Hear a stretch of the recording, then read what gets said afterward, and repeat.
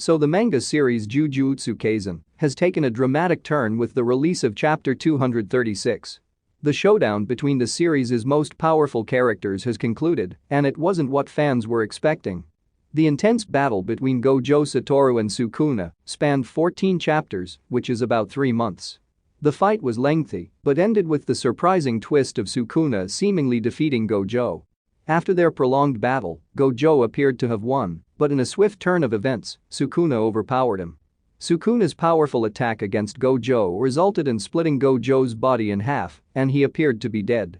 This unexpected outcome has left the Jujutsu Kaisen fanbase in shock, especially with Jij-sensei providing little clarity on how Meiho-Raga's attack impacted Gojo. It's worth noting that Jujutsu Kaisen is a shonen manga, and as is typical in the shonen series, characters making miraculous recoveries or even returning from the dead isn't unheard of. In this video, we'll explore the theories and possibilities of Gojo potentially making a comeback and facing off against Sukuna, while also teaming up with the thunder god Kashimo. Currently, there are 2 theories suggesting Gojo's possible return, and we'll delve into them in detail. So according to first theory, Gojo regenerating himself with the reversed curse technique. The reversed curse technique stands out as a unique method where users convert negative energy into positive, primarily to heal or regenerate wounds. But the question arises: how can Gojo Satoru utilize this technique to heal himself, especially in his current state? To understand this, we need to explore the origins of both cursed energy and its reversed counterpart. Recalling the intense battle between Kashimo and Hikari during the Culling Games arc, which spanned from chapter 186 to chapter 190, there was a moment when Kashimo aimed for Hikari's brain. Why this specific target? It's because the reversed curse technique draws its energy directly from a sorcerer's brain. On the other hand, looking back at the hidden inventory arc, particularly the fight between Gojo and Toji Fushiguro, Toji indeed killed Gojo, but he was resurrected. Following his resurrection, Gojo explains that he can only be truly defeated if his head is entirely removed. Piecing these insights together, it's conceivable that Gojo has a chance at resurrection. Even though Meiho-Raga's attack severely damaged Gojo's lower half, his upper body, crucially including his head, remains intact. This suggests he still has the potential to use reversed cursed energy. However, a challenge remains. While the reversed curse technique is a skill generated by a sorcerer's brain, it's still a subset of cursed energy. So, how will Gojo produce this energy? Typically, a sorcerer's cursed energy is birthed in the stomach. Given that Gojo's upper body, which includes both his stomach and head, is still intact, there's a glimmer of hope.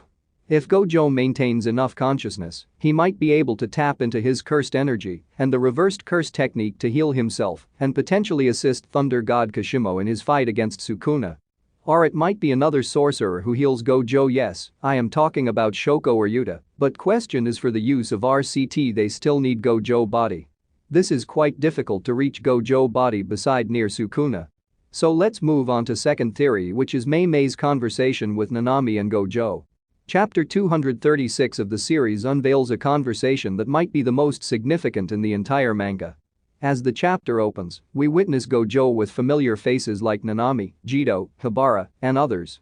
This conversation, occurring within Gojo's mind, is essentially his farewell to his close friends.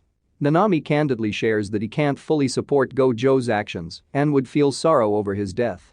Curious, Gojo asks Nanami about his feelings in his last moments before Mahito's fatal attack.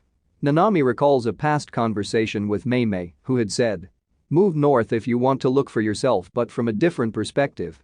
Or, "Move south if you want to stay the same person." Nanami took the south direction, meaning he wanted to stay the same.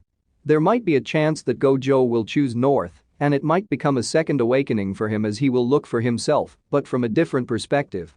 As we mentioned before, Gojo's head and stomach are still intact with the body, and in the afterlife Gojo is standing with his friends in an airport. Gojo bids his friends farewell and moves to board the plane. That plane might be heading north, a second awakening. The scene also features a lotus flower.